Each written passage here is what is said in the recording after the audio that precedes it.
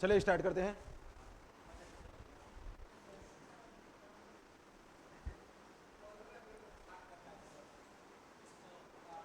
देखिए एक रात करा दिए थे ना, मंगल पांडे से कराना था, यहां तक कराए थे।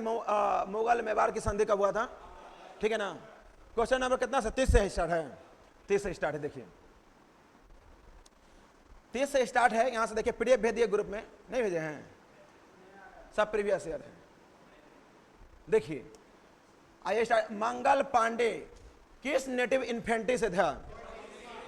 मंगल पांडे 34वीं नेटिव इन्फेंट्री से था, ठीक है ना। मंगल पांडे कहां का था? तो उत्तर प्रदेश बलिया का था। आई बड़ी बलिया का जो आदमी होता है बड़ी मजबूत होता है, और वो जात के पंडित जी थे। कौन जात के थे? पंडित जी थे। तो मंगल पांडे या 34वीं नेटिव इन्फेंट्री के थे। देखिए मंगल पांडे जो थे, मंगल पांडे, तो मंगल पांडे का जन्म जो हुआ था बलिया में हुआ था। मंगल पांडे जी का जन्म कहां हुआ था? बलिया में हुआ था। अब बलिया जन्म करते कहां पड़ता है? उत्तर प्रदेश। कहां है? उत्तर प्रदेश।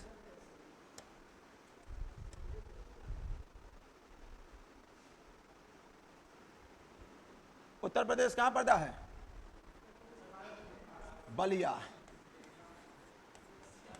बलिया कहां पड़ता है? उत्तर प्रदेश में पड़ता है। और वहीं पर मंगल पांडे का जन्म हुआ था। मंगल पांडे का जन्म हुआ था। देखिए मंगल पांडे जो था, मंगल पांडे सेना के एक टुकड़े में शामिल हुआ था, और सेना का जो टुकड़े में शामिल हुआ था वह 34वीं नेटिव इन्फेंट्री के था, ठीक है ना। अब पहले सेना में पहले जो दिया जाता था ब्राउन बेस नाम का एक बंदूक दिया जाता था, ठीक है ना। और वह बंदूक जो होता था ना, वो लकड़ी का और कुछ लोहा का इस्तेमाल करके बनता था। बाद में ब्राउन बेस के जगह इनफील्ड ला दिया गया। क्या लाया गया? इनफील्ड। और इनफील्ड में लाया गया तो इसमें चर्बी भरे कारतूस। उस चर्बी भरे कारतूस में क्या था?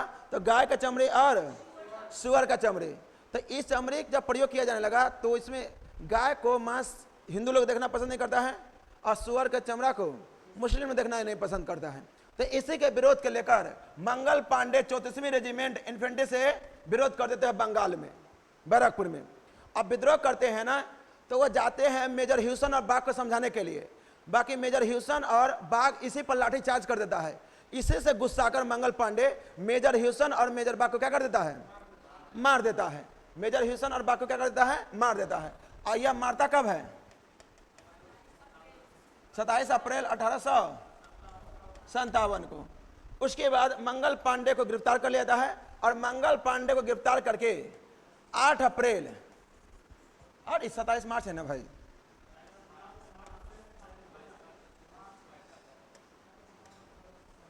27 मार्च को था। कहेंगे 28 मार्च रहेगा तो उसमें नहीं जाना, ठीक है ना। और 8 अप्रैल 1857 ईस्वी को मंगल पांडे को क्या दे दिया गया था? फांसी दे दिया गया। जैसे ही मंगल पांडे को फांसी दे दिया गया तो 20वीं नेटिव इन्फेंट्री का जो सैनिक था वह उत्तर प्रदेश के मेरठ से है ना विद्रोह कर दिया। उत्तर प्रदेश की, बिहार पुलिस से पूछा हुआ था। 10 मई 1857 ईस्वी को, 10 मई 1857 ईस्वी को कहां के सैनिक टुकड़े ने विद्रोह करना स्टार्ट कर दिया था? मेरठ के। कहां कर दिया था? मेरठ के। मेरठ के पैदल टुकड़े हुआ गया दिल्ली में, और दिल्ली में जाता है और मिलता है बहादुर शाह जफर से। बहादुर शाह जफर से विनती करता है, सही अंग्रेज बहुत मतलब सर पर चढ़ के हम लोग पर तांडव कर रहा है, कुछ ना कुछ किया जाए। और अलग अलग क्षेत्र से लोग क्या करने लगता है? विद्रोह करने लगता है। और जब यह विद्रोह होता है, ठीक है ना, तब बीडी सावरकर का कहना था यह देश का प्रथम राष्ट्रीय विद्रोह था। यह देश का प्रथम राष्ट्रीय विद्रोह था। और वही डिजरायली साहब कहे थे यह पूर्णतः सिपाही विद्रोह था। कौन सा विद्रोह था? सिपाही विद्रोह था। तो क्वेश्चन क्या था? देश का प्रथम राष्ट्रीय विद्रोह था। देश का प्रथम यह राष्ट्रीय विद्रोह था। ये किसने कहा था? बीडी सावरकर ने कहा था। किसने कहा था? ना, देश का यह प्रथम विद्रोह था, बीडी सावरकर। देश का यह प्रथम विद्रोह था, यह प्रथम विद्रोह था, यह बीडी सावरकर ने कहा था। देश का प्रथम विद्रोह बीडी सावरकर था,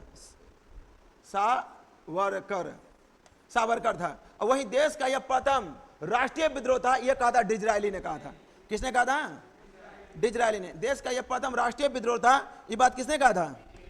डिजरायली ने कहा था। देश का प्रथम यह डिजरायली ने कहा था। किसने कहा था? डिजरायली। और वही किसने कहा था? यह देश का प्रथम सिपाही द्वारा किया गया विद्रोह था। तो देश के यह सिपाही के द्वारा किया गया विद्रोह था। यह बात कहा था सीले और लॉरेंस। सीले और लॉरेंस, सीले और लॉरेंस। तो देश का यह प्रथम सिपाही विद्रोह था। यह बात कहा था सीले और लॉरेंस ने कहा था। सीले और लॉरेंस ने कहा था। और किसने कहा था? मतलब किसने कहा था? यह अंग्रेजों के खिलाफ, अंग्रेजों को खिलाफ हिंदू और मुसलमानों का संयंत्र था। हिंदू यानी किसने कहा था? अंग्रेजों के खिलाफ हिंदू और मुसलमानों का संयंत्र था। जेम्स आउट्रम और टेलर। जेम्स आउट्रम और टेलर। तो आउट्रम और टेलर ने कहा था। आउट्रम और टेलर। और किसने कहा था? यह मतलब कहने का मतलब अपना भारत का लोग होता है वो सभ्य लोग हुए और जो अंग्रेजी लोग हुए वो बर्बर लोग हुए। तो किसने कहा था? बर्बरता या बर्बरता और सभ्यता के बीच युद्ध था। किसने कहा था? बर्बरता और सभ्यता के बीच युद्ध था। तो टी.आर. होम्स। किसने कहा था? टी.आर. होम्स। किसने कहा था? टी.आर. होम्स। किसने कहा था? बर्बरता और सभ्यता के बीच युद्ध था। टी.आर. होम्स। और यह ईसाइयों के खिलाफ, यह ईसाइयों के खिलाफ लड़ा गया युद्ध है। ईसाइयों के खिलाफ लड़ा गया युद्ध है, लड़ा गया युद्ध है। तो यह बात कहा था एलियार रिज। एलियार रिज, एलियार रिज। ये कथन को याद रखिएगा। 5-6 को बात बताए हैं। किसने कहा था? यह प्रथम विद्रोह था। किसने कहा था प्रथम विद्रोह था? किसने कहा था यह पूर्णतः राष्ट्रीय विद्रोह था? डिजरायली। किसने कहा था? डिजरायली। किसने कहा था यह भारत के द्वारा सिपाही विद्रोह था? याद रखेगा, 100 से सिपाही और 100 से सीले। 100 से सिपाही, 100 से सीले। और सीले जब लिखेगा इसी में ला आ जाता है। और ला से लॉरेंस, ला से लॉरेंस। और किसने कहा था यह अंग्रेजों के खिलाफ हिंदू और मुसलमानों को द्वारा लाचा गया संयंत्र था? आउट्रम और टेलर। आउट्रम और टेलर। और किसने कहा था यह सभ्यता और बर्बरता के खिलाफ लड़ा गया युद्ध था?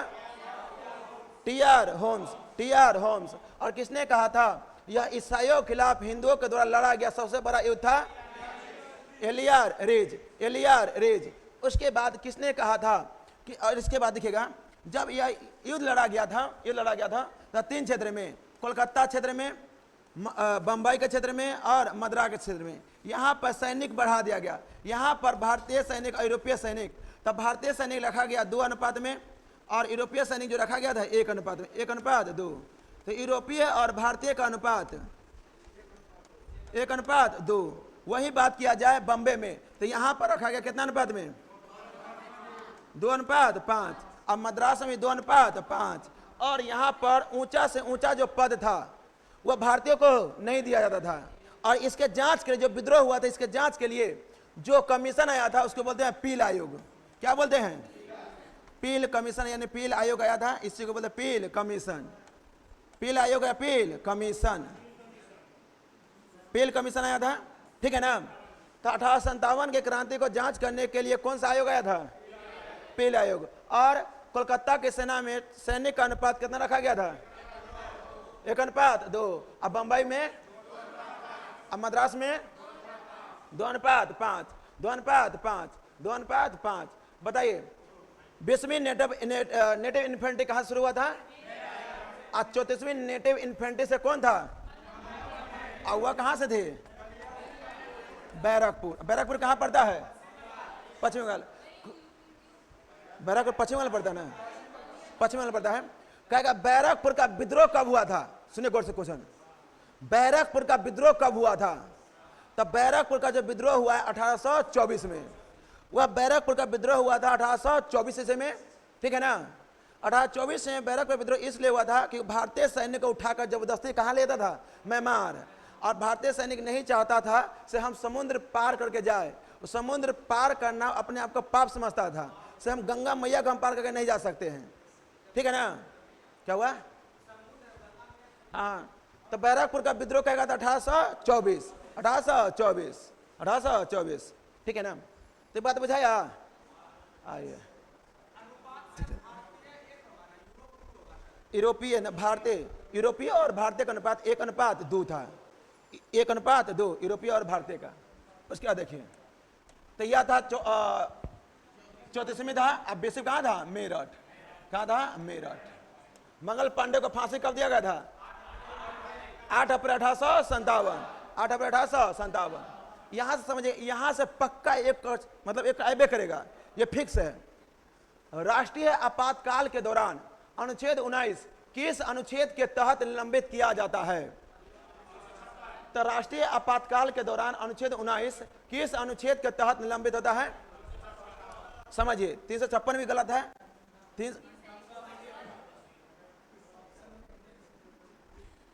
देखिए, ऑप्शन तो नहीं है, बाकी चलिए, ऑप्शन नहीं है। हाँ, ऑप्शन नहीं है, बाकी हम समझा देते हैं। देखिए, देश में आपातकाल की बात किया जाए, ठीक है ना, तो आपात शब्द जो लिया गया है, आपात, वह भारतीय संविधान 1935 से लिया गया है, ठीक है ना।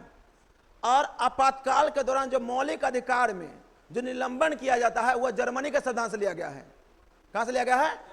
जर्मनी के संविधान से लिया गया है। और वहीं वित्तीय आपात की बात किया जाए तो वित्तीय आपात लिया गया है अमेरिका से। कहां से लिया गया है? अमेरिका से।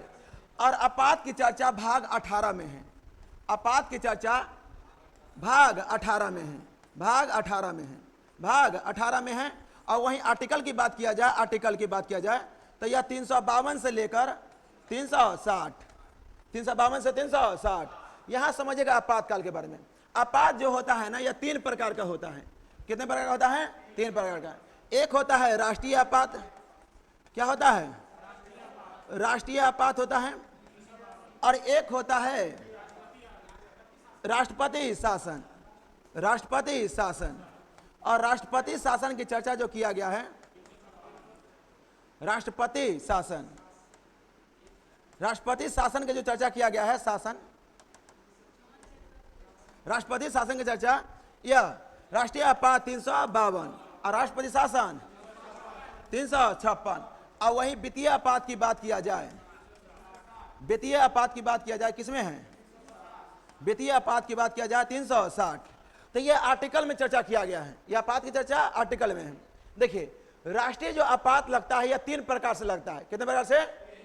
या तो देश में क्या हो जाए? आंतरिक अशांति हो जाए, या अपना देश कोई देश पर आक्रमण कर दे, या कोई बाहरी देश अपना देश पर आक्रमण कर दे। जो राष्ट्रीय आपात लगता है, यह 3 प्रकार का लगता है। कितने प्रकार का लगता है? 3 प्रकार। या तो किसी देश से युद्ध हो जाए, किसी देश से युद्ध हो जाए, या कोई देश बाह्य आक्रमण कर दे, बाह्य आक्रमण कर दे, या आंतरिक अशांति हो जाए, आंतरिक अशांति हो जाए। समझिएगा मेरे भाई, माथा खोल कर रखेगा, जीवन में आपात नहीं पढ़ना पड़ेगा, समझ रहे ना। देखिए, राष्ट्रीय आपात जो लगता है, यह आर्टिकल 352 के तहत, इसके तहत 3 प्रकार का आपात होता है। युद्ध के आधार पर, बाह्य आक्रमण के आधार पर, आंतरिक अशांति के आधार पर। अपना देश में जो आपात लगा है, राष्ट्रीय आपात, ये 3 बार लगा हुआ है। कितने बार लगा है? 3 बार। पहली बार जो आपात लगा है, पहली बार वह बाह्य आक्रमण के आधार पर लगा था। किस आधार पर लगा था? बाह्य आक्रमण के आधार पर देश में 2 बार आपात लगा हुआ है। कितने बार लगा है? 2 बार। पहला बार जो आपात लगा था 26 अक्टूबर 1962 को लगा गया था, ठीक है ना।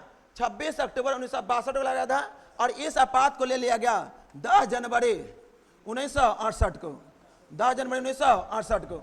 तो देश में पहली बार बाह्य आक्रमण के आधार पर लगाया गया था 26 अक्टूबर 1962 में। इसको वापस ले लिया गया था 10 जनवरी 1968। दूसरी बार बात किया जाए बाह्य आक्रमण के आधार पर ही, ये पहला बार लगा था पाकिस्तान पर, सॉरी चाइना, चीन के, जब चीन बाह्य आक्रमण कर दिया था। दूसरा बार पाकिस्तान बाह्य आक्रमण कर दिया था। पाकिस्तान जब बाह्य आक्रमण किया था तो यह 3 दिसंबर 1971, 3 दिसंबर 1971। उसके बाद ये इसको वापस लिया गया था मार्च 1977। वही बात किया जाए आंतरिक अशांति के आधार पर, आंतरिक अशांति के आधार पर, तो आंतरिक अशांति के आधार पर एक बार देश में आपात लगा है 26 जून को। कब लगा है? 26 जून 1975 में लगा गया था।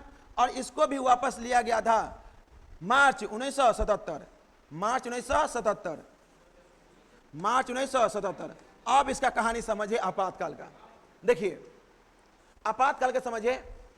राष्ट्रीय आपात लगता है, ये कितने प्रकार का लगता है? 3। एक होता है युद्ध, एक होता है बाह्य आक्रमण, एक क्या होता है? आंतरिक अशांति। देश में युद्ध के आधार पर अभी तक एक भी बार आपात नहीं लगा है। आज तक अपना देश, भारत देश, किसी भी देश पर आक्रमण नहीं किया है। अपना देश पर आक्रमण हुआ है, बाकी किया नहीं है। कि हम लोग क्या है? अतिथि देवो भव, दूसरे का सम्मान हमेशा करने वाले हैं। बाह्य आक्रमण के आधार पर देश में 2 बार आपात लगा है। कितने बार लगा है? 2 बार। एक बार लगा था 1962, एक बार कब लगा है? 1971। और एक बार आंतरिक अशांति के आधार पर लगा है। कब लगा है? 1975। अब समझिए यहाँ की कहानी समझिए। जब देश में युद्ध के आधार पर या बाह्य आक्रमण के आधार पर, जब देश में, सुनिए आराम से, जब देश में युद्ध के आधार पर या बाह्य आक्रमण के आधार पर राष्ट्रीय आपात लगता है, जब देश में युद्ध के आधार पर या बाह्य आक्रमण के आधार पर राष्ट्रीय आपात लगता है, तो हमारा मौलिक अधिकार छोड़िए, आर्टिकल 358 जो होता है अपने आप एक्टिवेट हो जाता है। गौर से सुनिए। जब देश में राष्ट्रीय आपात आर्टिकल 352 के तहत युद्ध और बाह्य आक्रमण के आधार पर लगता है, तो आर्टिकल 358 अपने आप एक्टिवेट हो जाता है। जैसे ही एक्टिवेट होता है तो यह हमारा जो मौलिक अधिकार 19 में जो बात लिखा गया, 6 बात, वो अपने आप डीएक्टिवेट हो जाता है। ना बुझाया? यानी कि 352 लगा तो अपने आप एक्टिवेट हो गया 358। और 358 एक्टिवेट होने से जो हमारा मौलिक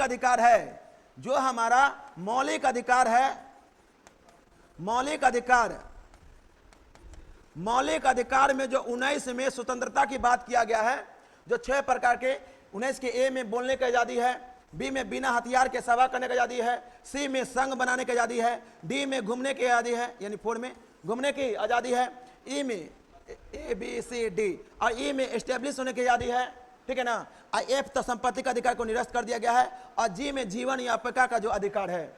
तो हमारा जो 358 एक्टिवेट होता है, तो हमारा जो मौलिक अधिकार आर्टिकल 19 है, जो पहले 7 प्रकार का था, वो 7 में से 6 प्रकार का है, वो अपने आप क्या होता है? डीएक्टिवेट हो जाता है। क्या होता है? डीएक्टिवेट हो जाता है। उसके बाद कोई भी मौलिक अधिकार प्रभाव नहीं पड़ता है। और जैसे ही देश में आंतरिक अशांति के आधार पर देश में आपात लगता है, तो इस आपात से आर्टिकल वह 359 एक्टिवेट होता है। 358 क्या होता है? एक्टिवेट। और हमारा पूरा के पूरा मौलिक अधिकार क्या होता है? खत्म हो जाता है। क्या होता है? खत्म हो जाता है। समझिएगा। 1978 से पहले सभी के सभी मौलिक अधिकार खत्म हो जाता था। 1978 से पहले सभी के सभी मौलिक अधिकार खत्म हो जाता था। बाकी बाद में क्या किया गया?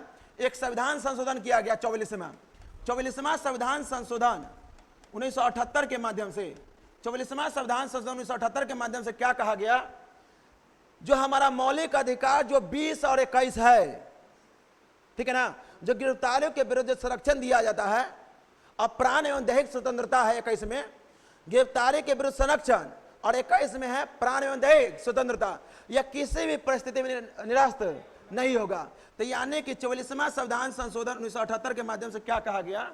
जो हमारा आर्टिकल 20 है और आर्टिकल 21 है, यह किसी भी परिस्थिति में निरस्त नहीं होगा। नहीं बुझा?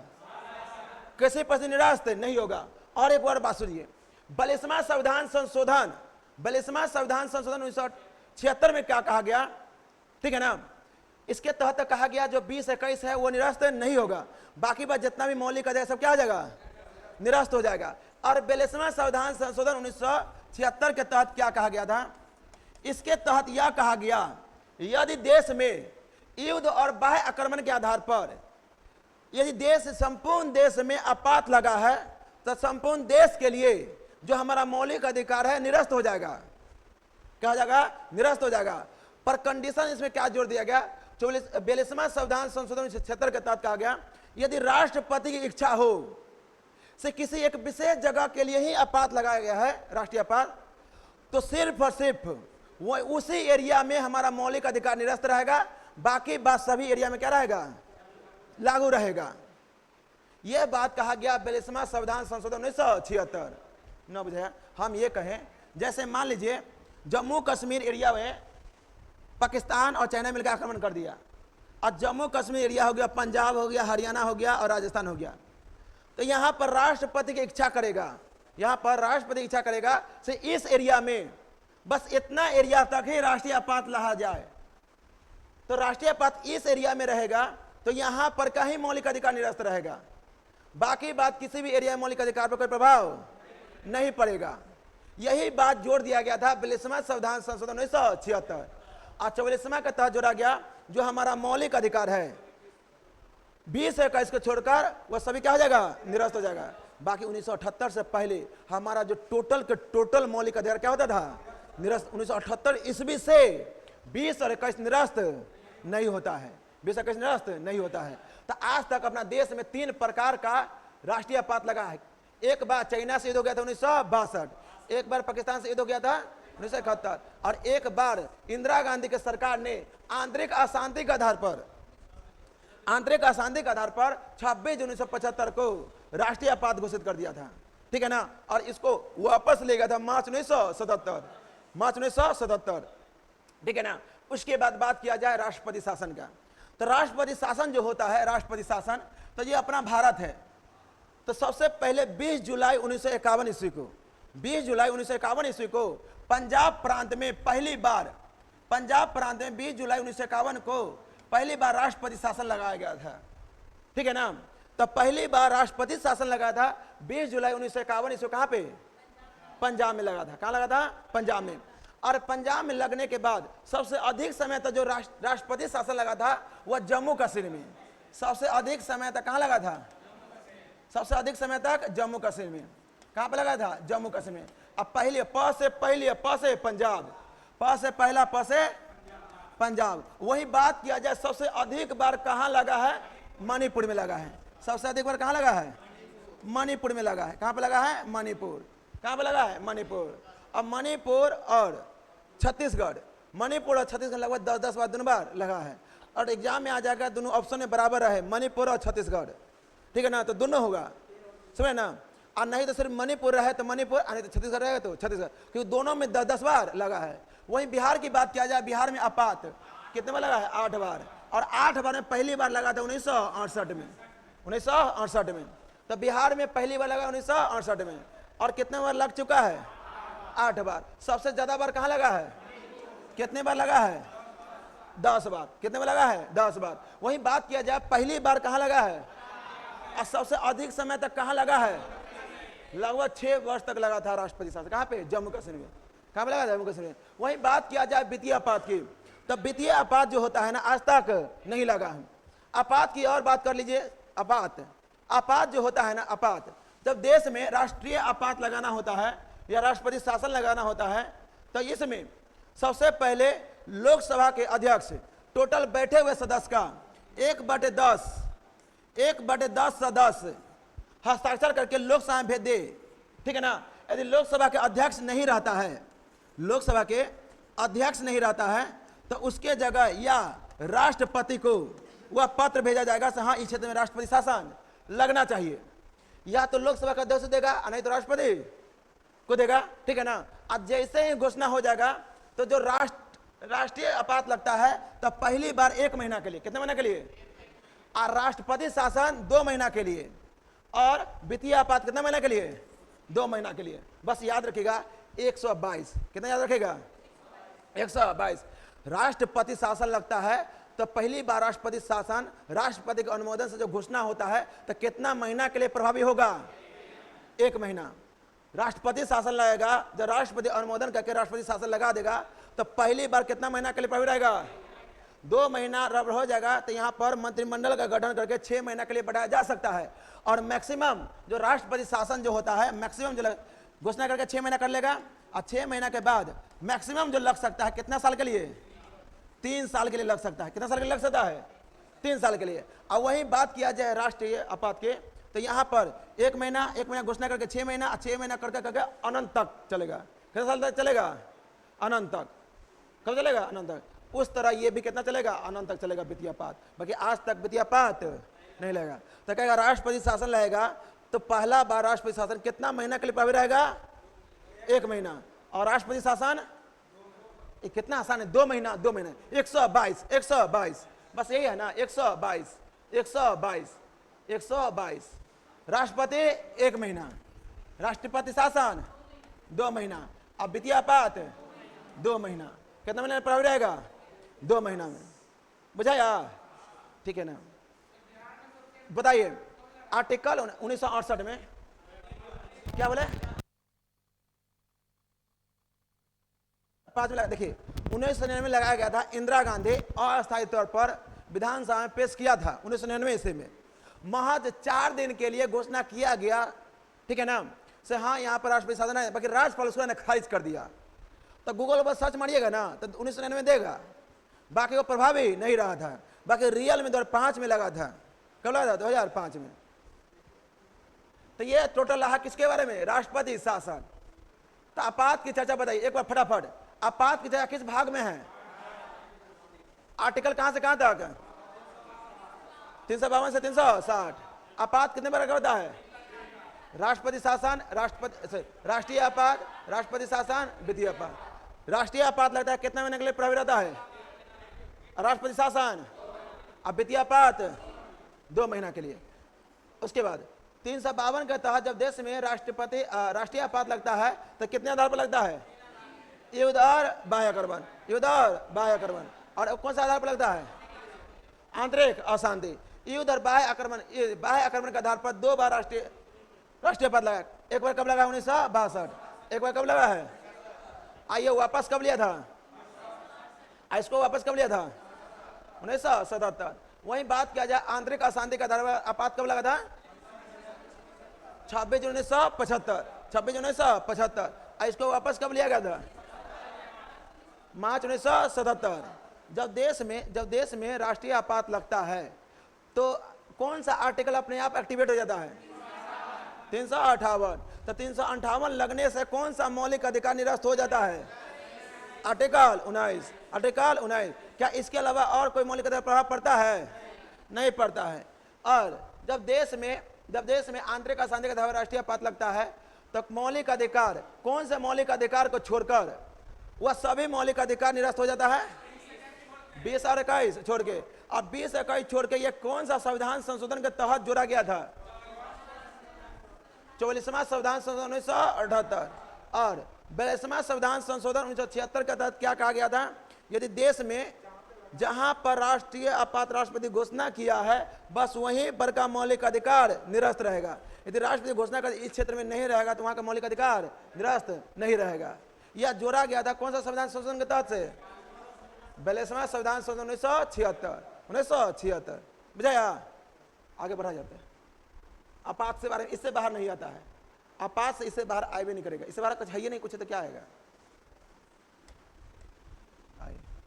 आइए ब्रॉन्ज किससे मिलकर बनता है?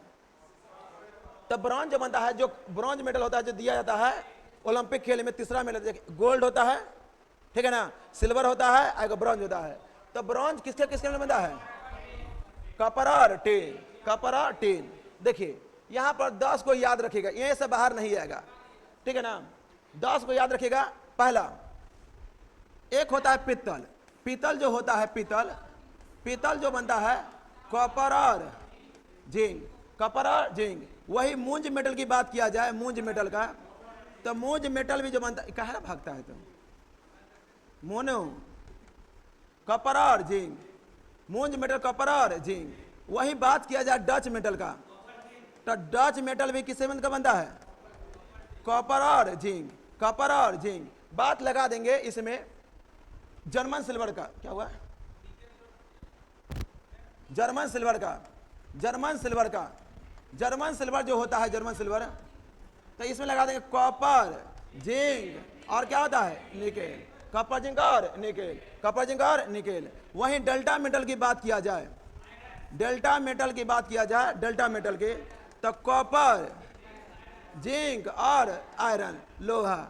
अब वहीं गन मेटल की बात किया जाए, गन मेटल का, तो गन मेटल किसे बनता है? कॉपर, जिंक और टिन, कॉपर, जिंक और टिन। और वहीं मोनल मेटल की बात किया जाए, मोनल मेटल, मोनल मेटल की बात किया जाए, मोनल मेटल का, तो यह कॉपर और निकेल, कॉपर और निकेल, कॉपर और निकेल, कॉपर और निकेल। वहीं रोल्ड गोल्ड की बात किया जाए, रोल्ड गोल्ड की बात किया जाए, तो रोल्ड गोल्ड जो बनता है कॉपर और एल्युमिनियम, कॉपर और एल्युमिनियम, कॉपर और एल्युमिनियम। वहीं बात किया जाए डोलोमीन का, किसका बात किया जाए? डोलोमीन से पहले इसका, किसका बोलते हैं? टाका का, टाका का। तो टाका किससे मिलकर बनता है? PBR SN, PBR SN, PBR SN. और इसे पीबी और एसएन में लगा देंगे बिस्मथ, इसे पीबी और एसएन में लगा देंगे बिस्मथ, तो क्या हो जाएगा? रोज मेटल। क्या हो जाएगा? रोज मेटल। क्या हो जाएगा? रोज मेटल। तो रोज मेटल बनता है बिस्मथ, बिस्मथ, पीबी और एसएन, और इसी में लगा देंगे एंटीमनी। क्या लगा देंगे? एंटीमनी। तो क्या बन जाएगा? Type metal. टाइप मेटल में क्या होगा? तो पीबी, पीबी प्लस एसएन और एंटीमनी, पीबी एसएन और एस बी लगा देते हैं, एस बी मतलब एंटीमनी होता है। क्या हो जाएगा? एंटीमनी। अब वही इसमें लगा देंगे डोलोमीन। क्या बाबू? डोलोरेमीन। डोलोमीन किससे किसके में बनता है? अरे मैग्नीशियम, मैग्नीज, कॉपर और एल्युमिनियम। क्या होगा? एल्युमिनियम। तो ये देखिए डोलोमीन होता है मैग्नीशियम, मैग्नीज, कॉपर और एल्युमिनियम। टाइप मेटल में सीसा, टिन और एंटीमनी, सीसा, टिन और एंटीमनी। रोज मेटल में बिस्मथ, सीसा और टिन, बिस्मथ, सीसा और टिन। वहीं टाका में सीसा और टिन। रोल्ड गोल्ड में कॉपर और एल्युमिनियम, कॉपर और एल्युमिनियम। वहीं मोनल मेटल में क्या हो जाएगा? कॉपर और निकेल, कॉपर और निकेल। गन मेटल में क्या हो जाएगा? Copper, zinc, tin, copper, zinc, tin.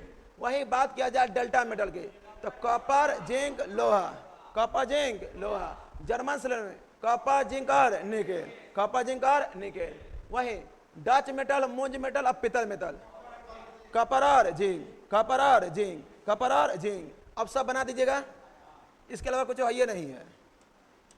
तब ब्रॉन्ज में कॉपर और जिंक, डच, मुंज और, डच, मुंज और पितल क्या जाएगा? कॉपर और जिंक, कॉपर और जिंक। बैलाडीला की खान किसके लिए प्रसिद्ध है? तो लोहा के लिए। बैलाडीला खान किसके लिए प्रसिद्ध है? लोहा के लिए। अब बैलाडीला कहाँ पड़ता है? छत्तीसगढ़। हम बताए हैं खनिज से क्वेश्चन पक्का रहता है, खनिज से एक क्वेश्चन पक्का रहता है। जैसे कर्नाटक का कुद्रेमुख आता है, कर्नाटक का कुद्रेमुख येलो एक्स के लिए प्रसिद्ध है। कहाँ पड़ता हुआ?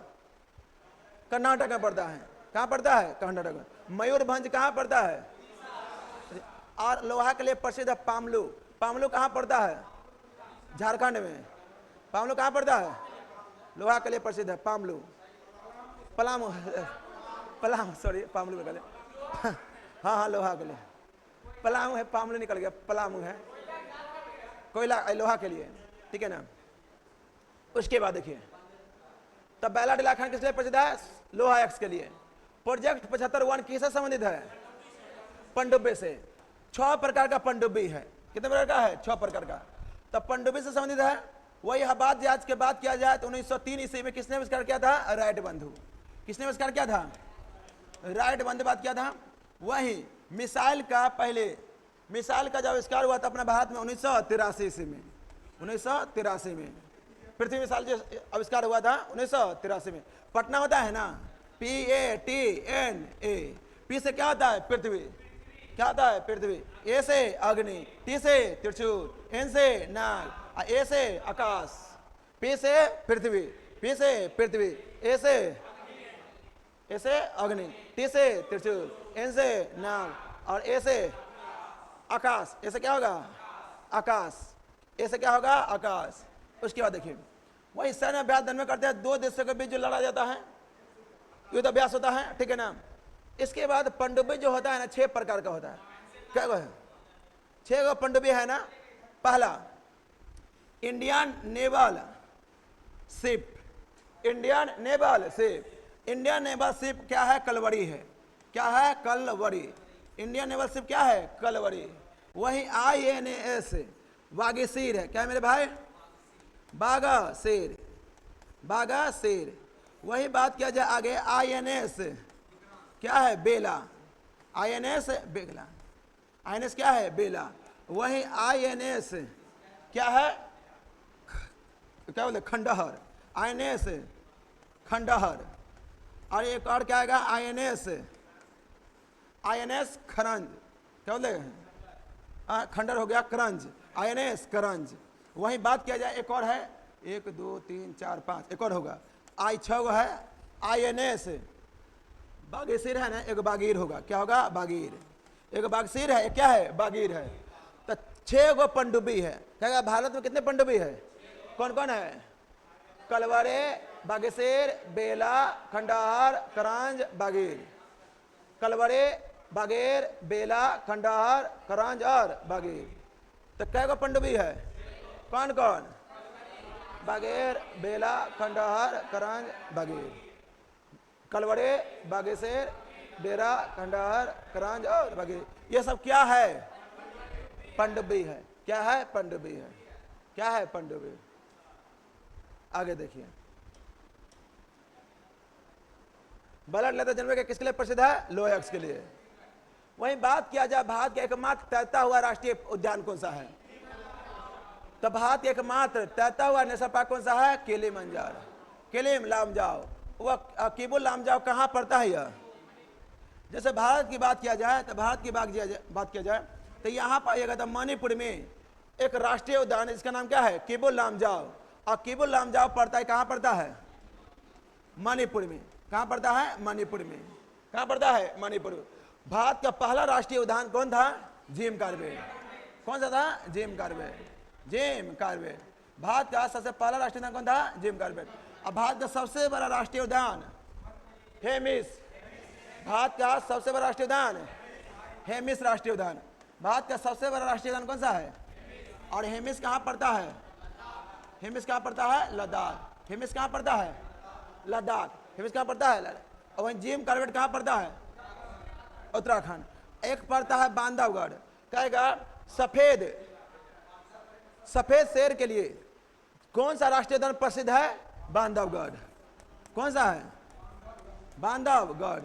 कहेगा सफेद शेर के लिए क्या?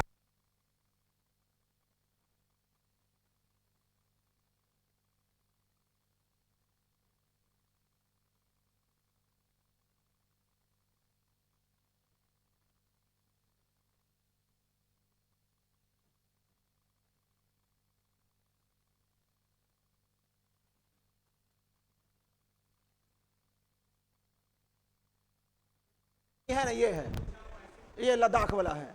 और ये जो आता है टाइगर रिजर्व में श्रीशैलम है, ये बस सबसे बड़ा। और सबसे छोटा है बोर्ड, महाराष्ट्र वाला। ठीक है ना, वैसे है बोर्ड महाराष्ट्र का,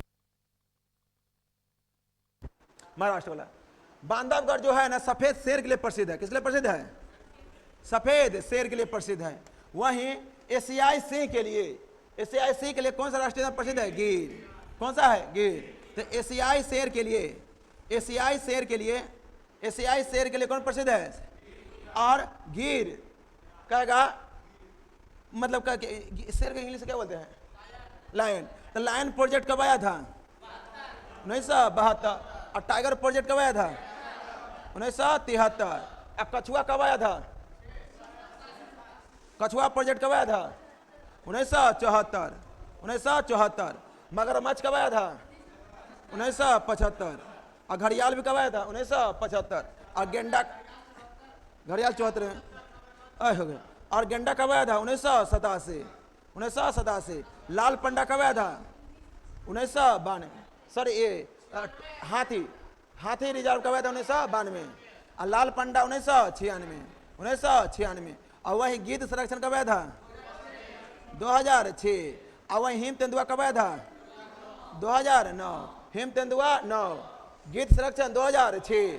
2006। लाल पंडा 96, एलिफेंट 92, और इसको क्या बोलते हैं? गेंडा 87। क्या जगह से? और घड़ियाल 75, घड़ियाल 75, मगरमच्छ 74 और टाइगर याद रखिएगा 1973 इसी में ही जो अपना पक्षी है मोर, मोर को राष्ट्रीय पक्षी का दर्जा दिया गया था 1973 में। उसके बाद लायन प्रोजेक्ट कब आया था 1972। आगे बढ़ा जाए तो केबुल लामजाओ कहाँ है? मणिपुर। केबुल लामजाओ कहाँ है? मणिपुर में। और राष्ट्रीय का देगा बुक्सा नेशनल पार्क कहाँ पड़ता है? पश्चिम बंगाल में। सिंगालीला कहाँ पड़ता है? पश्चिम बंगाल। गोरुमारा कहाँ पड़ता है? पश्चिम बंगाल। तो सिंगालीला, गोरुमारा, जल्दापारा, सुंदरबन कहाँ है? पश्चिम बंगाल। कहाँ पड़ता है? पश्चिम बंगाल। हेमिस कहाँ है? लद्दाख। हेमिस कहाँ पड़ता है? लद्दाख। आइए, पश्चिमी घाट की सबसे प्रचलित कुद्रेमुख क्या है? झील है, जलप्रपात है, पर्वत चोटी है। क्या है? पर्वत चोटी है। तो पश्चिमी घाट के प्रचलित कुद्रेमुख क्या है?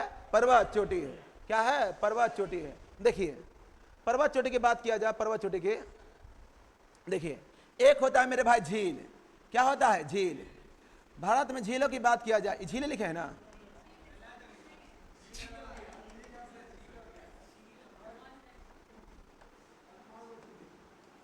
ये है ना, ये झील। झील किसे कहते हैं? वैसा एरिया जिसके बीच में पानी हो, चारों ओर से माटी हो। वैसा एरिया जिसके बीच में पानी हो, चारों ओर से माटी हो। ठीक है ना। और जलप्रपात, जलपोखरा को झील बोलते हैं, जलप्रपात। और जलप्रपात होता है ना, एक ऊंचाई से एकदम सीधी रेखा में जो गिरने वाला जो पानी होता है वो क्या होता है? जलप्रपात। भारत का सबसे ऊंची वाला जलप्रपात कुचिकल है। कौन सा है? कुचिकल है। कुचिकल है, कुचिकल है। अब भारत का चित्रकूट किसे कहा जाता है? नियाग्रा को। नियाग्रा छत्तीसगढ़ में है ना, है ना। तो भारत का नियाग्रा जलप्रपात किसे कहा जाता है? चित्रकूट को कहा जाता है। भारत का नियाग्रा जलप्रपात किसे कहा जाता है? चित्रकूट। छत्तीसगढ़ में होता है। कहाँ होता है? छत्तीसगढ़ में होता है। और वही कुचिकल कहाँ है? कर्नाटक में है। कहाँ है? कर्नाटक में वराही नदी पर है। कहाँ पर है? कर्नाटक, वराही नदी पर। और वही झील की बात किया जाए तो भारत का सबसे मीठे पानी की झील कौन सी है? बुल्लर झील। पूर्वोत्तर भारत की सबसे मीठे पानी की झील कौन सी है? लोकटक झील। कौन सा है? लोकटक झील। कहाँ पड़ता है? मणिपुर।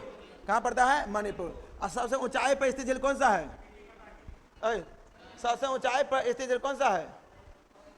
चोलामू झील। कौन सा है? चोलामू झील। तो सबसे ऊंचाई पर स्थित चोलामू झील सिक्किम। सबसे मीठे पानी का झील बुल्लर। कहाँ है? मुल्लर। और पूर्वोत्तर भारत की मीठे पानी की झील लोकटक। वहीं भारत की बात किया जाए, भारत में क्रेटर से निर्मित झील कहा जाएगा तो कौन सा है? लोनार। क्रेटर से निर्मित झील कौन सा है? लोनार। सबसे बड़े खारे पानी का झील चिल्का झील। और सबसे बड़े अंतः स्थलीय खारे पानी का झील सांभर झील। कौन सा आ जाएगा? सांभर झील। पहला बात बोले, सबसे बड़ी खड़े पानी का झील चिल्का झील। सबसे बड़े अंतः स्थलीय खड़े पानी का झील सांभर झील। क्रेटर से निर्मित झील नोरा झील। और भारत की सबसे बड़ी झील वेम्बनाड झील। कौन सा है? वेम्बनाड झील। वेम्बनाड झील भारत की सबसे बड़ी झील वेम्बनाड झील। सबसे लंबी झील वेम्बनाड झील। सबसे ऊंचाई पर झील चोलामू झील। पूर्वोत्तर भारत की मीठे पानी की झील। सबसे बड़ी खड़े पानी की झील। सबसे बड़ी खड़े पानी की अंतःस्थलीय झील। सबसे बड़ी मीठे पानी की झील। और भारत में 4 गो लैगून झील भी है। 4 गो लैगून झील है।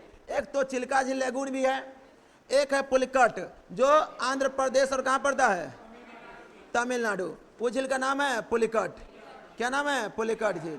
उसके बाद कहा जाए तीसरा लैगून झील कौन सी है? वेम्बनाड।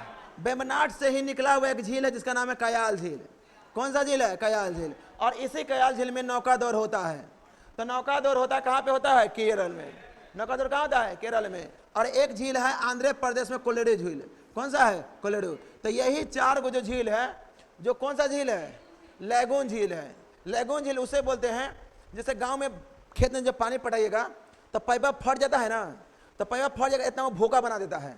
जहाँ पर देखिएगा पानी चूते रहेगा, इतना वो भोका बना देगा, तो उसी को बोलते हैं क्या? लैगून। जैसे समुद्र के लहर से पानी यहाँ पे आया और वापस हल्का पानी चला गया और अपने कंकर पत्थर से यहाँ पर क्या कर दिया, पानी पर जमा कर दिया।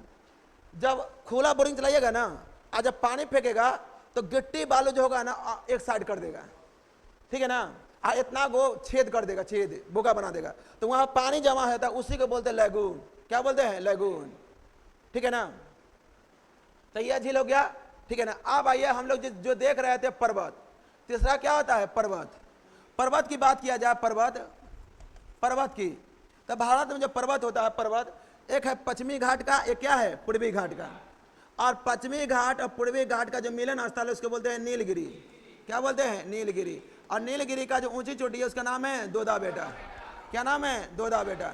नीलगिरी का ऊंची चोटी का नाम क्या है? दोदा बेटा। आया 2637 है, 2637 मीटर है। वहीं दक्षिण भारत का सबसे ऊंची चोटी कौन सा है? कुद्रेमुख, क्या बोलते हैं? अनायमुडी। क्या है? अनायमुडी, अनायमुडी। और अनायमुडी ये दक्षिण भारत का सबसे ऊंची चोटी है। आया कितना है? 2697 मीटर। 2697, 96 भी देता है, 97, 95, 96, चलिए कोई दिक्कत नहीं, मीटर है। वहीं दक्षिण भारत का सबसे दक्षिणतम पर्वत कौन सा है? तो अनायमुडी नहीं रहे ना, अनायमुडी नहीं रहे तो मान लीजिए अगस्ता पर्वत। कौन सा पर्वत है? अगस्त पर्वत। सब यहीं तक पढ़ा के छोड़ देता है, आपको एक कदम आगे बता रहे हैं, ठीक है ना। अनायमुडी नहीं रहे तो दक्षिण भारत का सबसे दक्षिणतम पर्वत हो जाएगा अगस्त पर्वत। कौन सा पर्वत है? अगस्त पर्वत। वही बात किया जाए जब पश्चिमी घाट और पूर्वी घाट का, तो पश्चिमी घाट और पूर्वी घाट का जो पर्वत है, जब 16 डिग्री रेखा, ठीक है ना, जैसे में 6.5 डिग्री से स्टार्ट होता है ना, 6, 7, 8, 9, 10, 11, 12, 16 डिग्री जाइएगा तो यहाँ पर ये दक्षिण भारत को 2 भागों में बांट देगा। तो जैसे ही 16 डिग्री बांटेगा तो ये पश्चिमी घाट को क्या कहेंगे? कुद्रेमुख कहेंगे। क्या कुद्रेमुख नहीं क्या बोलेंगे? सहाद्री कहेंगे। एक हो जाएगा उत्तरी सहाद्री, एक क्या हो जाएगा? दक्षिणी सहाद्री। तो उत्तरी सहाद्री का ऊंची चोटी हो जाएगा कलसुबाई। क्या हो जाएगा? कलसुबाई। उत्तरी सहाद्री का ऊंची चोटी क्या हो जाएगा? कलसुबाई। और दक्षिणी सहाद्री का ऊंची चोटी क्या हो जाएगा? कुद्रेमुख। क्या हो जाएगा? कुद्रेमुख। क्या हो जाएगा? कुद्रेमुख। जो कलसुबाई है ये 1664 मीटर है। कितना है? 1664। और कुद्रेमुख का जो है 1664 है, ठीक है ना, 1664 है। जो उसमें बहुत गलती है, वो किताब में बहुत गलती है। उसके बाद कुद्रेमुख जो है ये 1892। आप दिमाग खोल के देखिए, ये सुनिए, कहेगा ओवरऑल पश्चिमी घाट का सबसे ऊंची चोटी कौन सी है? कुद्रेमुख। दक्षिण भारत का भी सबसे ऊंची चोटी कौन सी है? कुद्रेमुख। यदि सहाद्री में बांट दे, उत्तरी सहाद्री और दक्षिण सहाद्री, तो उत्तरी सहाद्री का ऊंची चोटी का नाम क्या है? कलसुबाई। और दक्षिणी सहाद्री का ऊंची चोटी कौन है? कुद्रेमुख। कौन सा है? कुद्रेमुख। वहीं पूर्वी घाट का ऊंची चोटी का नाम क्या है? जिंगागारा। क्या नाम है? जिंगागारा। जिंगागारा। पूर्वी घाट का ऊंची चोटी कौन है? जिंगागारा। वहीं दूसरी ऊंची चोटी है महेंद्रगिरी। कौन सा है? महेंद्रगिरी। कौन है? महेंद्रगिरी। यह जिंगागारा है 1610 मीटर। और वही महेंद्रगिरी की बात किया जाए 1501 मीटर। कितना है? 1501 मीटर। तो पूर्वी घाट का पहले देता था महेंद्रगिरी, बाकी वर्तमान में कौन सा है? जिंगागारा। और यदि वो नहीं रहे तो क्या हो जाएगा? महेंद्रगिरी। क्या हो जाएगा? महेंद्रगिरी। तो ये सब जो पर ये क्या है? पर्वत है, ये ऊंची चोटी है। क्या है? ऊंची चोटी। वही बात किया जाए भारत में, भारत में जो एक राजस्थान में पर्वत होता है अरावली पर्वत, तो अरावली पर्वत का ऊंची चोटी का नाम क्या है? क्या नाम है? गुरु शिखर। बिंद पर्वत का ऊंची चोटी क्या है? सद्भावना दूत। सद्भावना दूत। वही इसका सतपुरा का ऊंची चोटी क्या है? धूपगढ़। क्या है? धूपगढ़। क्या हुआ? धूपगढ़। बढ़ा जागे। हाँ, कलसुबाई का 1664 बोले ना, 1664 है ना, जो बोले सब सही है। आंध्र में दक्षिण में पड़ता है। हाँ, आंध्र प्रदेश है। नाम देता है ऐसे महेंद्रगिरी, पहले नहीं रहता ना, आंध्र प्रदेश से पड़ता है, ठीक है ना। और देख लीजिए, पहले वो सबसे बड़ा महेंद्रगिरी, सुनो ना बाबू, सबसे बड़ा महेंद्रगिरी, उसके बाद पड़ता है नल्ला मलाई। क्या पड़ता है? नल्ला मलाई। सुनो ना, क्या बोले? आज बता रहे हैं, दक्षिण बता, नल्ला मलाई, वेलीकोंडा, वेलीकोंडा, बेलीकोंडा, पालकोंडा, पालकोंडा, नल्ला मलाई, बेलीकोंडा, पालकोंडा, अन्ना मलाई, अन्ना मलाई, जावरी, जवारी, सेवराय, बाबू सेवराय, सेवराय, पंचमलाई, कितना आएगा बोलो ये। उसके बाद सिरुमलाई, सिरुमलाई बाबू कहेगा ना सबसे दक्षिण में कौन सा है, तो ये सिरुमलाई मानिएगा। क्या मानिएगा? सिरुमलाई। तो सबसे देखिए सबसे ऊपर में है महेंद्रगिरी, महेंद्रगिरी नल्ला मलाई, तब बेलीकोंडा, तब पालकोंडा, तब नल्ला मलाई, तब जावरी, तब आता है सेवराय, तब आता है सेव लिखा है सेवराय, यह सेवराय, तब पंचमलाई, तब सिरुमलाई। कहेगा दक्षिण भारत का सबसे दक्षिण पर्वत इस टाइम पूर्व साइड से, तो क्या हो जाएगा? सिरुमलाई। क्या हो जाएगा? सिरुमलाई। उसके बाद सबसे उत्तर में कहा देगा कौन हो जाएगा? महेंद्रगिरी। तब आता है नल्ला मलाई, बेलीकोंडा, पालकोंडा, अन्ना मलाई, तब जावरी, सेवलाई, सेवराय, पंचमलाई, और क्या हो जाएगा? शिवराय। बोलो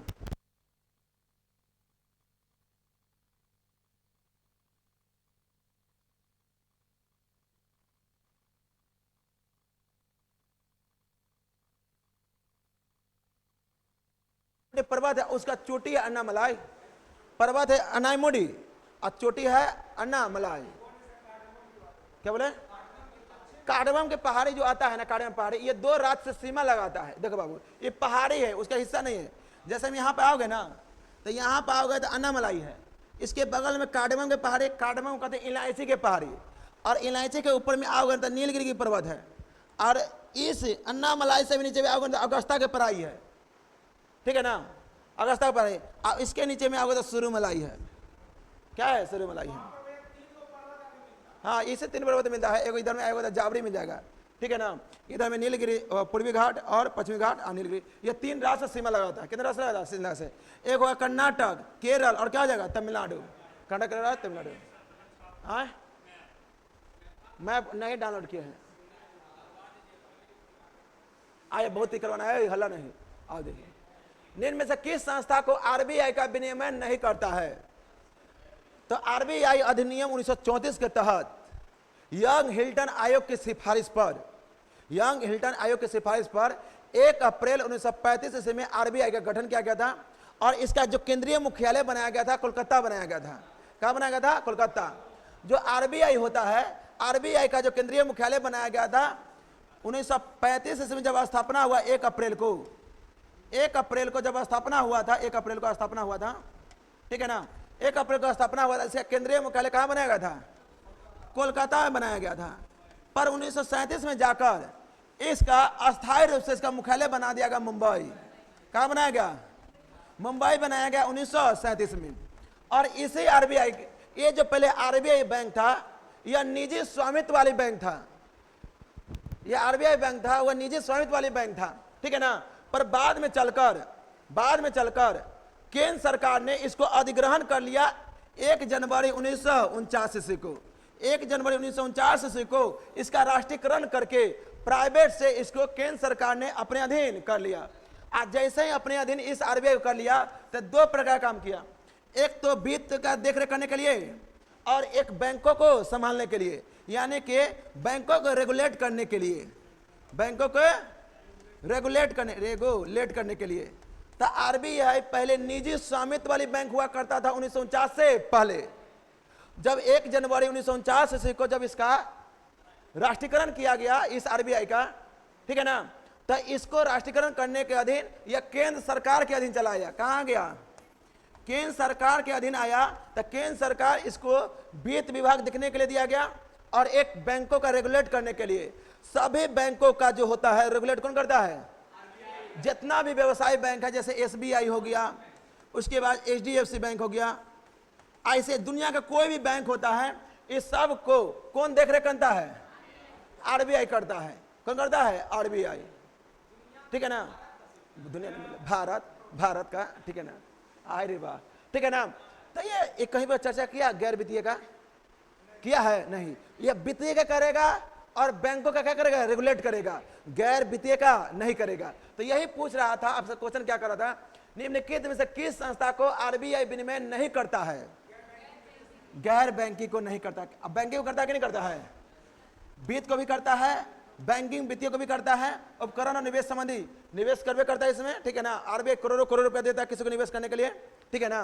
तो कौन आंसर हो जाएगा इसका? गैर बैंकिंग वित्तीय।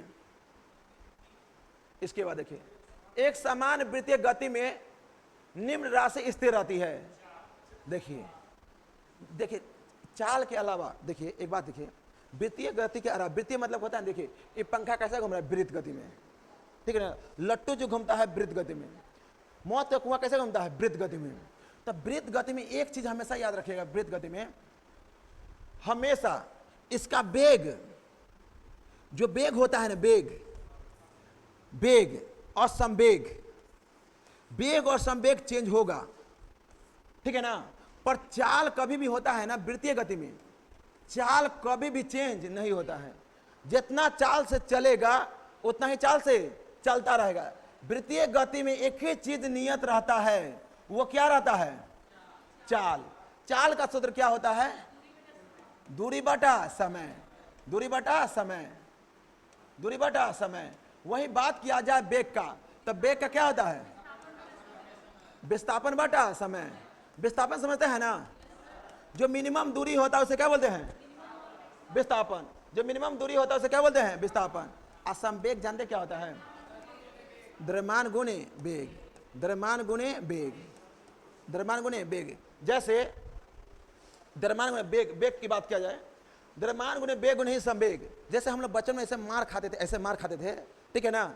मान ले इतना को द्रव्यमान का कोई छड़ी है, अब आई द्रव्यमान का है, ऐसे वेग नहीं देंगे ना तो चोट भी नहीं लगेगा। देखिए वेग नहीं दे, चोट लग रहा है क्या? अब इसी में हम दे दिए वेग, वेग दिए ना, वेग मतलब स्पीड, तो वेग दिए तो चोट लग रहा है कि नहीं लग रहा है? तो यानी वेग में द्रव्यमान के साथ जो लगता है वही संवेग है। क्या है? संवेग। ना बुझाया? जैसे ये है, ये बिना, ये मतलब बहुत कम द्रव्यमान का है, अब किसी को लॉस से मारेंगे चोट कम लगेगा, अब किसी को इसमें हम वेग दे देंगे, मारेंगे घुमचा के, बाप रे बाप करेगा। तो वेग में, इसी में द्रव्यमान में यदि हम हल्का भी वेग मार देंगे वेग से, तो क्या हो जाएगा? संवेग हो जाएगा। क्या हो जाएगा? संवेग। आप बताइए द्रव्यमान का ऐसा मतलब क्या होता है? केजी। अब वेग का क्या होता है? मीटर पर सेकेंड, मीटर पर सेकेंड। तो किलोग्राम मीटर पर सेकेंड हो जाए संवेग का। अब वेग का विस्थापन बटे क्या होता है? समय। अब विस्थापन को क्या लिखते हैं? मीटर। और समय का क्या होता है? तो मीटर पर सेकेंड। और चाल का क्या होता है? और दूरी किसे आते हैं? और समय को सेकेंड में, तो मीटर पर सेकेंड। तो चाल और वेग का सेम होता है। संवेग का क्या होता है? किलोग्राम मीटर पर सेकेंड। और क्या इसमें नियत रहेगा? 4। और वेग, संवेग क्या कहता है, सॉरी ये विस्थापन क्या कहता है? यदि एक चक्कर जहां से स्टार्ट किया है यदि वहीं पर आ गया तो मेरा चला गया दूर क्या हो जाएगा? शून्य हो जाएगा। क्या हो जाएगा? शून्य हो जाएगा। उसे कहा था यदि तुमको आना ही था तो गया क्यों? ठीक है ना। तो यही होता है क्या? विस्थापन। क्या होता है? विस्थापन। तो इसमें क्या नियत रहेगा? चाल नियत रहेगा। क्या नियत रहेगा? चाल। आइए, निम्नलिखित तत्वों में से सबसे कम विद्युत ऋणात्मक तत्व कौन होता है? तो सबसे कम विद्युत ऋणात्मक तत्व जो होता है ना, वो कौन होता है? सीजियम होता है। कौन होता है? सीजियम। आपको पहचानने का तरीका बता दे, इसमें 3 का बात याद रखिएगा, पूरा पीरियड टेबल अपने आप बन जाएगा। याद क्या रखना है? देखिए, एक होता है मेरे भाई, पहला क्या रखना है? एक याद रखना है विद्युत धनात्मक, विद्युत धनात्मक, विद्युत धनात्मक परमाणु के त्रिज्या, विद्युत धनात्मक परमाणु के त्रिज्या, परमाणु के त्रिज्या। उसके बाद परमाणु के आकार, परमाणु के आकार, ठीक है ना। उसके बाद इलेक्ट्रॉन बधुता आ जाए, आयनन विभव आ जाए, ठीक है ना, या परमाणु के ऋणात्मक त्रिज्या आ जाए, इसके अलावा कुछ भी आ जाए तो इसका बात याद रखेगा। विद्युत धनात्मक परमाणु त्रिज्या, परमाणु का आकार। वर्ग में ऊपर से नीचे आइएगा, वर्ग में ऊपर से नीचे आइएगा तो क्या होगा? बढ़ेगा। ऊपर से नीचे आने पर क्या होगा? बढ़ेगा। क्या होगा? बढ़ेगा। आप आकार देखिए, परमाणु का आकार, जैसे मान लेते हैं परमाणु की त्रिज्या देख लेते हैं, आकार देख लेते हैं। जैसे लिथियम होता है ना, लिथियम होता है ना, 3 होता है ना, सोडियम कितना होता है 11, उसके पोटेशियम कितना होता है 19 होता है। अब खुद गौर से देखिएगा परमाणु का त्रिज्या कैसे बढ़ रहा है। लिथियम होता है तो पहले कक्षा में कितना इलेक्ट्रॉन भराएगा 2 को भराएगा, और कक्षा में कितना भराएगा 1। अब इसमें सोडियम में पहले कक्षा में क्या भराएगा 2 को भराएगा, दूसरे कक्षा कितना भराएगा 8 को भराएगा, फिर इसका अगले कक्षा कितना भराएगा 1 भराएगा। इसका देख लीजिए, इसका पोटेशियम का पहले कक्षा कितना भराएगा 2, फिर कितना भराएगा, फिर कितना भराएगा 8, तो 8 2 10 8 18, फिर कितना भराएगा। अब जैसे जैसे आकार बढ़ रहा है परमाणु का तो त्रिज्या भी नहीं बढ़ रहा है। तो याद रखेगा विद्युत धनात्मक परमाणु त्रिज्या परमाणु का आकार वर्ग में, वर्ग होता है ना ऊपर से नीचे, तो ऊपर से नीचे आएगा तो क्या होगा बढ़ेगा, अब बाएं से दाएं जाएगा तो क्या होगा घटेगा।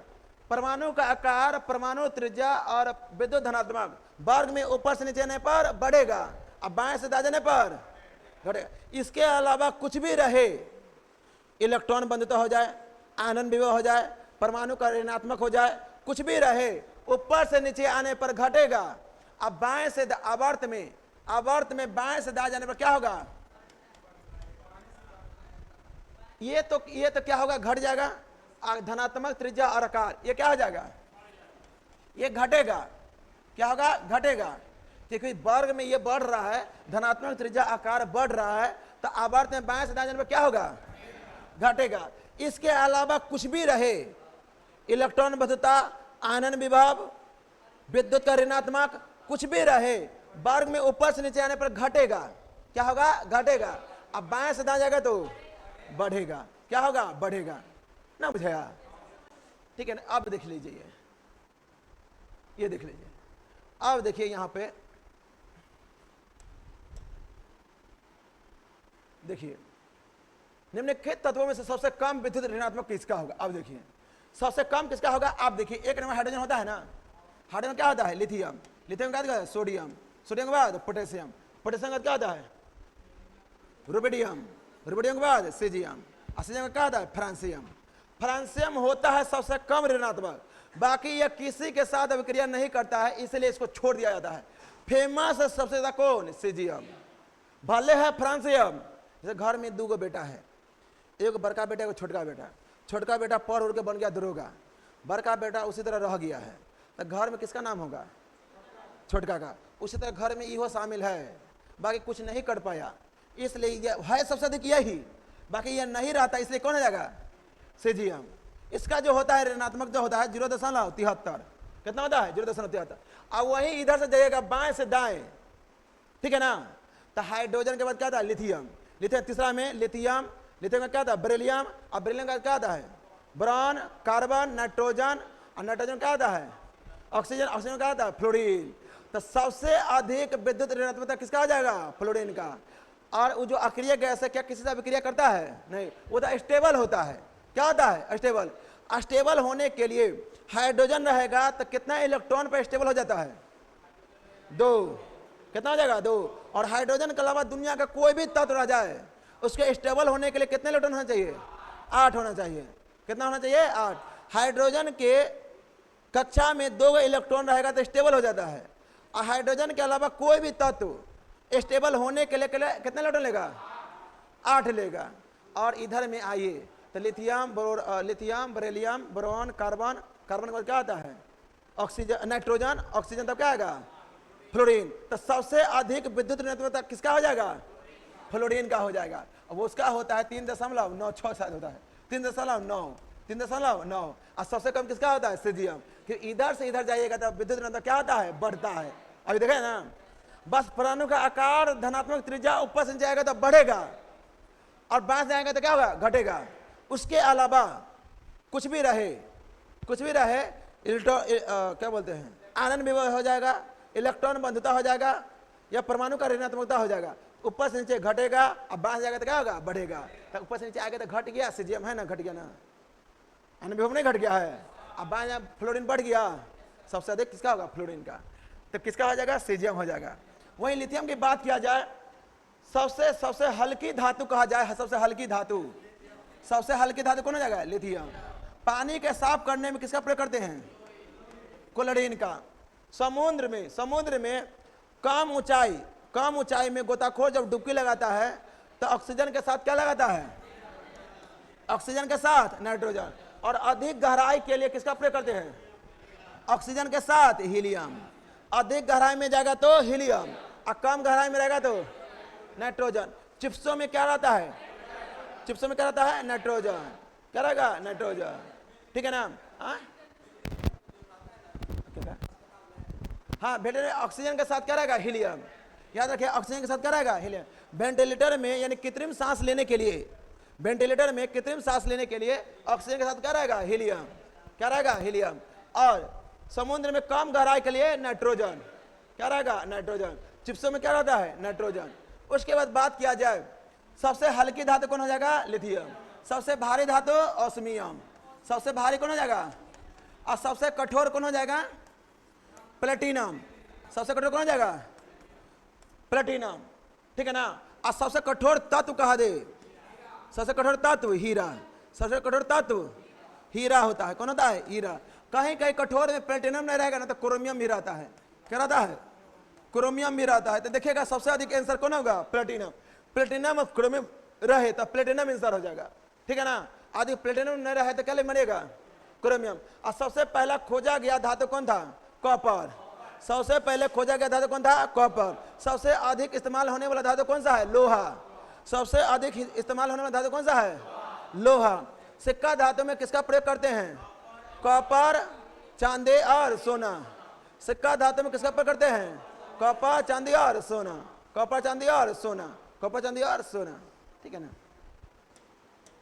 इसके बाद बात किया जाए, निम्नलिखित में से कौन सा राज्य क्षेत्रफल के अनुसार सबसे बड़ा है? राजस्थान। 12 में सबसे बड़ा कौन सा है? राजस्थान। सबसे बड़ा कौन सा है? राजस्थान। कहेगा क्षेत्रफल की दृष्टि से सबसे बड़ा राज्य कौन सा है? राजस्थान। दूसरा बड़ा कौन सा है? मध्य प्रदेश। तीसरा बड़ा कौन सा है? चौथा बड़ा कौन सा है? पांचवा कौन सा है? गुजरात। छठा कौन सा है? कर्नाटक। छठा कौन सा है? कर्नाटक। सतवां कौन सा है? आंध्र प्रदेश। सतवां कौन सा है? आंध्र प्रदेश। आठवां कौन सा है? उड़ीसा। आठवां कौन सा है? उड़ीसा। नौवां कौन सा है? छत्तीसगढ़। नौवां कौन सा है? छत्तीसगढ़। 10वां कौन सा है? तमिलनाडु। 10वां कौन सा? तमिलनाडु। 11वां कौन सा है? तेलंगाना। 11वां कौन सा है? तेलंगाना। अब 12वां कौन सा है? बिहार। 12वां कौन सा है? बिहार। पहला राजस्थान। पहला राजस्थान। दूसरा, तीसरा, चौथा, पांचवा, छठा, सातवां, आठवां, नौवां छत्तीसगढ़। नौवां छत्तीसगढ़। 10वां तमिलनाडु। 11वां तेलंगाना। 12वां बिहार। अब छोटा में बात किया जाए, सबसे छोटा कौन सा है? क्षेत्रफल की दृष्टि से सबसे छोटा गोवा। सबसे छोटा गोवा। तो सबसे छोटा गोवा। उसके बाद कौन सा है? सिक्किम। कौन सा है? सिक्किम। सिक्किम के बाद बात किया जाए, सिक्किम के बाद कौन सा है? त्रिपुरा। कौन सा है? त्रिपुरा। त्रिपुरा के बाद नागालैंड। त्रिपुरा के बाद नागालैंड। त्रिपुरा के बाद नागालैंड। और उससे भी छोटा कौन सा है? मिजोरम। तो देखिए ये हो गया बढ़ते। सबसे छोटा गोवा। गोवा के बाद सिक्किम। सिक्किम के बाद त्रिपुरा के बाद नागालैंड के बाद नागालैंड के बाद मिजोरम। वही केंद्र शासित प्रदेश में सबसे बड़ा कौन सा है? लद्दाख। केंद्र शासित प्रदेश सबसे बड़ा कौन सा है? लद्दाख। पहला में लद्दाख। दूसरा में कौन सा आता है? जम्मू कश्मीर। दूसरा में कौन सा है? दूसरा में कौन सा है? जम्मू कश्मीर। दूसरा में कौन सा है? जम्मू कश्मीर। तीसरा में कौन सा आता है? अंडमान निकोबार। तीसरा में कौन सा है? अंडमान निकोबार। चौथा में कौन सा आता है? दिल्ली। चौथा में दिल्ली। पांचवा में यहाँ पाइएगा दादर नगर हवेली। पांचवा कौन सा है? दादर नगर हवेली। दादर नगर हवेली। छठा में कौन सा है? पुडुचेरी। छठा में कौन सा है? पुडुचेरी। छठा में कौन सा है? पुडुचेरी। और उसके बाद 7वां कौन सा है? चंडीगढ़। 7वां कौन सा है? चंडीगढ़। और 8वां में कौन सा है? लक्षद्वीप। 8वां कौन सा है? लक्षद्वीप। तो केंद्र शासित प्रदेश में सबसे बड़ा कौन सा है? लद्दाख। दूसरा कौन सा है? दूसरा कौन सा? जम्मू कश्मीर।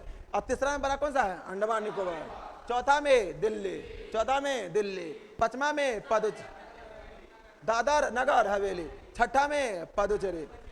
छठा में पुडुचेरी। और 7वां में चंडीगढ़। और 8वां में कौन आ जाएगा? लक्षद्वीप। हो गया सब क्षेत्रफल। उसके बाद निम्नलिखित में से निवारक निरोध अधिनियम के कार्यक्रम को सजाइए। तो निवारक निरोध कार्यक्रम को समझिए। सबसे पहले निवारक निरोध क्या होता है? इसमें होता है ना, गुप्त तरीका से गिरफ्तार करके डाल दिया जाता है, मतलब नजरबंद कर दिया जाता है। आपको घर में ना टीवी देखने दिया जाएगा, ना किसी से बात करने दिया जाएगा, ठीक है ना, कोई भी सोशल साइट से कनेक्शन नहीं रखा जाएगा। निवारक निरोध के तहत ही राष्ट्रीय सुरक्षा अधिनियम आया था 1980 में।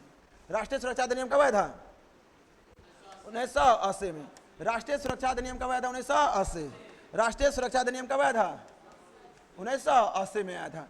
वही बात किया जाए, स्वव्यापक औषधि और मन प्रभावी पदार्थ अवैध व्यापार निवारक अधिनियम, यह कब आया था? 1988। 1988। और आंतरिक सुरक्षा व्यवस्था, आंतरिक सुरक्षा व्यवस्था यह कब आया था? आंतरिक सुरक्षा व्यवस्था यह आया था 1974 में नहीं आया था। विदेशी मुद्रा आया था 1974। विदेशी मुद्रा 1974। और आंतरिक सुरक्षा व्यवस्था 1917। आंतरिक सुरक्षा व्यवस्था कब आया था? 1917। आंतरिक सुरक्षा व्यवस्था कब आया था? 1917। आंतरिक सुरक्षा व्यवस्था कब आया था? 1917। राष्ट्रीय सुरक्षा 1980। राष्ट्रीय सुरक्षा कब आया था? 1980। स्वापक औषधि और मन प्रभावी पदार्थ अवैध व्यापार निवारक अधिनियम कब आया था? 1988। आंतरिक सुरक्षा व्यवस्था कब आया था? 1917। विदेशी मुद्रा संरक्षण और तस्करी गतिविधियों की सेवाओं को रोकथाम कब आया था? 1974। इसके अलावा भी क्या था, जैसे आया था पोटा। क्या आया था? पोटा। पोटा यह कब आया था? 2002। 2002। पोटा कब आया था? 2002। निवारक निरोध कानून अधिनियम ये कब आया था? निवारक निरोध आया था 1950। 1950। निवारक निरोध कब आया था? 1950। मीसा बताया ना अभी 1974 ये वाला ना, 1974 शायद आया था वो। एक और आता है चोर बाजारी। चोर बाजारी निवारक निरोध। चोर बाजारी, चोर बाजारी निवारक निरोध जो आया था 1980 में आया था। चोर बाजारी जो आया था ये कब आया था? 1980 में। चोर बाजारी कब आया था? 1980। पोटा कब आया था? 2002। और निवारक निरोध कब आया था? 1950। कब आया था? 1950। ना बुझा रहा है? तो सजा दीजिएगा, रहने देते। अब स्ट्रेटेजी करा देते, क्या रहने देते इतना है? स्ट्रेटेजी करा देते।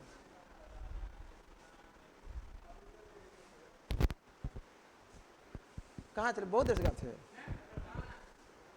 अरे हमसे है ना, ये पीडीएफ उल्टा हो गया है।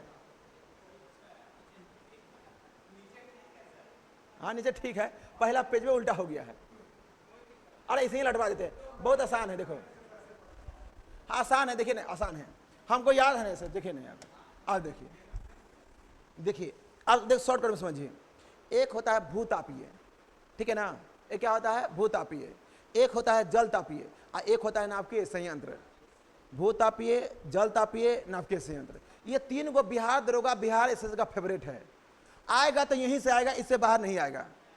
और दृष्टि में दिया हुआ है, और लोग को पता नहीं तो कहाँ, मतलब खोजने में इसको टाइम लग जाता है। इस बार नया लुस्टर में जोड़ दिया है, ठीक है ना। सबसे पहला दौर 21 जो दुर्गा हुआ था, उसमें पूछा हुआ था पूगा घाटी कहाँ है? लद्दाख में पूछा हुआ था ना। जो पूगा घाटी है ना, यह भूतापीय ऊर्जा संयंत्र है। तो कहेगा पूगा घाटी कहाँ पड़ता है? यह पूगा घाटी कहाँ है? पूगा घाटी कहाँ है? लद्दाख में। उसके बाद हिमाचल प्रदेश में 2 है, एक है मणिकरण और एक है ज्वालामुखी। तो मणिकरण और ज्वालामुखी कहाँ है? नहीं नहीं, हिमाचल प्रदेश। मणिकर्ण और ज्वालामुखी कहाँ है? मणिकर्ण और ज्वालामुखी कहाँ है? मणिकर्ण और ज्वालामुखी कहाँ है? मणिकर्ण ज्वालामुखी कहाँ है? मणिकर्ण ज्वालामुखी, मणिकर्ण ज्वालामुखी, पूगा घाटी, पूगा घाटी। क्या याद कर रहे हैं आप लोग? भूतापीय ऊर्जा क्या याद कर रहे हैं? भूता 6 7 तो है ये है। तो पूगा घाटी कहाँ है? ज्वालामुखी। जैसे देखिए हिमाचल प्रदेश में सबसे यदि ज्वालामुखी का भी काम करता है ना भारत में, तो कंगना रनौत करती है। कंगना रनौत जो है ना हीरोइन, तो उसके अंदर से ना ज्वाला फेंकता रहता है कंगना रनौत, ठीक है ना। और हिमाचल प्रदेश के ही हैं, वो हमेशा मुंह से ना ज्वाला फेंकती रहती है, ज्वाला। जानते हैं एक सच्चाई बता रहे हैं, सुने वो सच्चाई।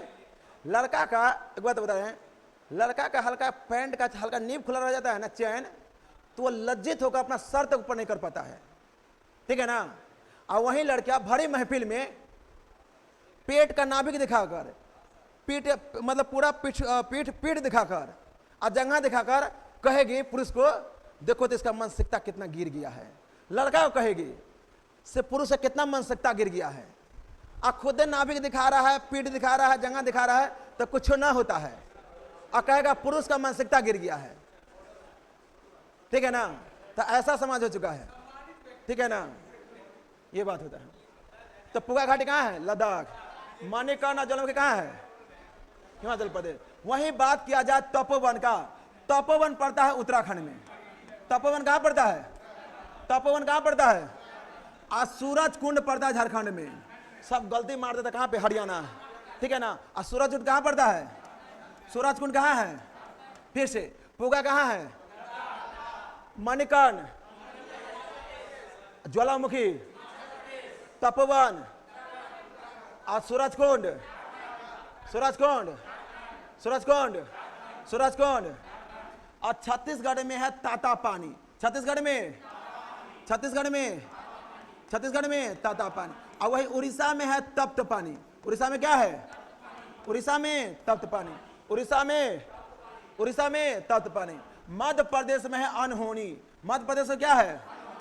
मध्य प्रदेश में, मध्य प्रदेश में अनहोनी। मध्य प्रदेश अनहोनी। और पश्चिमी तट पर दो है, पश्चिमी तट पर महाराष्ट्र और गुजरात में है नर्मदा और सोन नदी के घाटी पर दामोदर घाटी है। कौन है? दामोदर घाटी। बस महाराष्ट्र और गुजरात में कौन सा घाटी पड़ता है? यहाँ पर इधर याद रहेगा, दामोदर घाटी। बस याद रहेगा। मध्य प्रदेश में क्या है? अनहोनी। मध्य प्रदेश में, मध्य प्रदेश अनहोनी। पुगा घाटी कहाँ है? मणिकर्ण ज्वालामुखी और तपोवन, सूरजकुंड और ततापानी।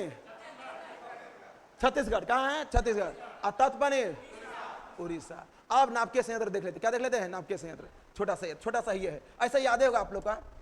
तारापुर कहाँ पड़ता है? यह तारापुर कहाँ है? कुंडलवन कहाँ है? कुडनकुलम, याद करवाए थे ना पहला दिन। कुडनकुलम कहाँ है?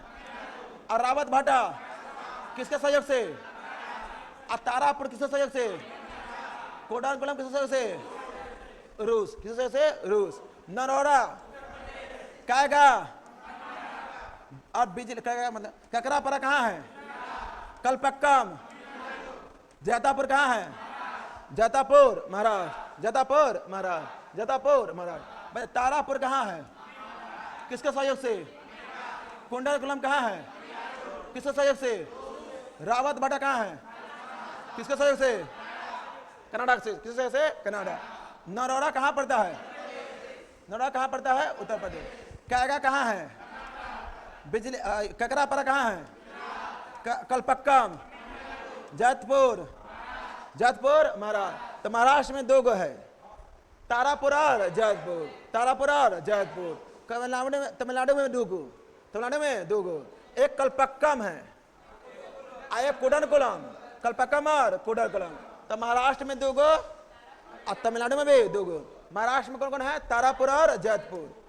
पूर्व पूर्व वाला सब वहीं पे है, तारापुर और जैतपुर। कलपक्कम और कुडनकुलम कहाँ है? तमिलनाडु। रावत भाटा कहाँ है? नरोरा, नरोरा उत्तर प्रदेश। कहेगा। और ककरापरा, ककरापरा गुजरात, ककरापरा गुजरात। एक बार ये वाला बता दीजिए। पुगा घाटी कहाँ है? कौन बोला होगा? 10 बजे तक, 1 मिनट। पुगा घाटी कहाँ है? लद्दाख। मणिकर्ण ज्वालामुखी कहाँ है? तपोवन, सूरजकुंड, तातापानी, तत्पानी, अनहोनी और दामोदर घाटी। महाराष्ट्र और गुजरात, महाराष्ट्र और गुजरात, महाराष्ट्र और गुजरात। ये करवा देंगे, कल करवा देंगे, करा दे। हाँ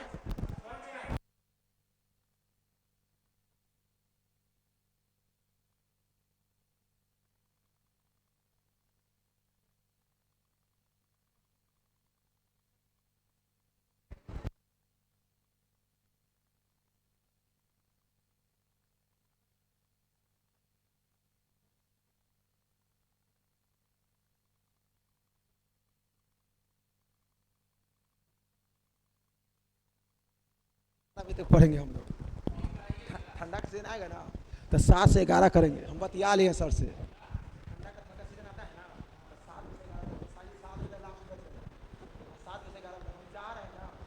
दरोगा पास पूरा दृष्टि एनसीईआरटी घटना चक सब रखना, कुछ नहीं छोड़ा, पूछेगा क्या, टॉप करना है, टॉप बस। और जान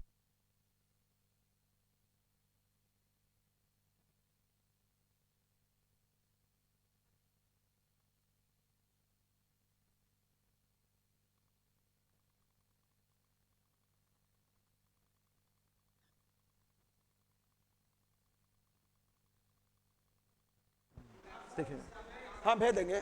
देखिए देखिए सुनिए, अब इसको ठीक से याद करवाएंगे। देखिए सलाल जो होता है ना, जब नया नया ब्याह होगा ना, तो साली के साथ मन करेगा ना जम्मू कश्मीर जाने का, ठीक है ना। कहाँ जाने का मन करेगा? जम्मू कश्मीर। पत्नी के साथ मन नहीं करेगा, बाकी साली के साथ मन करेगा कहाँ जाने का? जम्मू कश्मीर जाने का। यानी सलाल साली के साथ कहाँ जाएंगे? और वहां पर जाकर क्या करेंगे? उड़ जाएंगे। क्या हो जाएंगे? उड़ जाएंगे। क्या हो जाएंगे? उड़ जाएंगे। तो साली को लेकर उड़ जाएंगे कहां पे? साली को लेकर उड़ जाएंगे कहां पे? साली को लेकर उड़ जाएंगे कहां पे?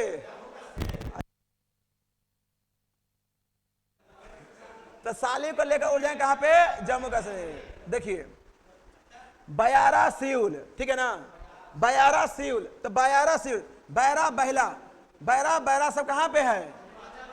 देखिए जो कंगना रनौत है ना, महाबेवड़ी है, ठीक है ना, एकदम बेवड़ा है, बेवड़ा, पूरा बेवड़ा जैसा लक्षण है ना कंगना रनौत का है। तो बेवड़ा से याद रखेंगे, बेवड़ा कहाँ की है? वह हिमाचल प्रदेश।